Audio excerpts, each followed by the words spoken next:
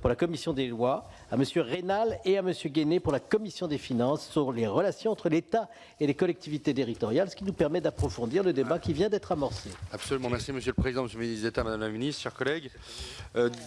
Quelques réflexions sur les économies attendues des collectivités territoriales et des concours financiers de l'État dans le prolongement direct de ce que nous venons d'évoquer. Donc le gouvernement affiche une stabilité des concours financiers de l'État pour 2018 ainsi que tout au long du quinquennat.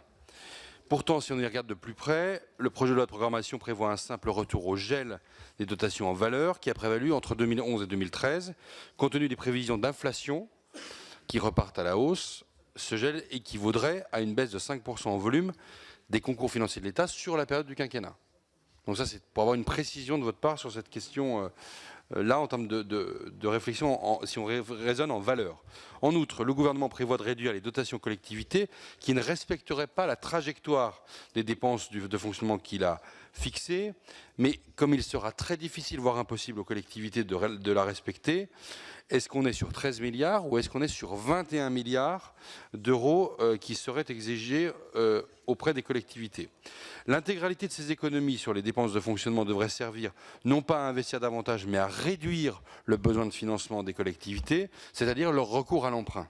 On vient de l'évoquer. Elles n'auront de toute façon plus les moyens d'emprunter puisque le gouvernement prétend leur imposer cette question de la règle d'or renforcée, dont il faut vraiment que nous puissions discuter ce soir, alors même que les collectivités sont faiblement endettées, que contrairement à l'État, il leur est d'ores et déjà interdit d'emprunter pour financer leurs dépenses de fonctionnement.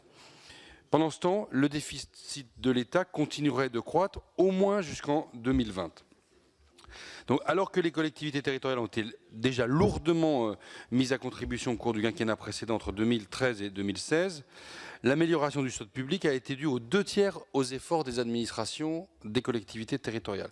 Ce chiffre est essentiel. Est-ce que le gouvernement entend que l'État prenne aussi sa juste part à l'effort collectif, ou alors est-ce que ce sera à nouveau aux collectivités locales de porter l'essentiel de l'effort? J'aurais plusieurs questions à poser sur la DCRTP, la question de la taxe d'habitation, notamment pour les collectivités qui augmenteraient leur taux de taxe d'habitation l'année prochaine, qui le paierait, parce que là-dessus il y a vraiment une interrogation de la part des collègues. Et j'aurais aussi une question sur les questions de la DSIL et de la DETR, mais naturellement comme nous sommes contraints, je me limiterai à cette première réflexion qui me semble la plus importante pour que nos collègues élus, notamment en préparation du Congrès des maires, comprennent bien la logique qui sous-tend ce budget 2018. Monsieur Claude.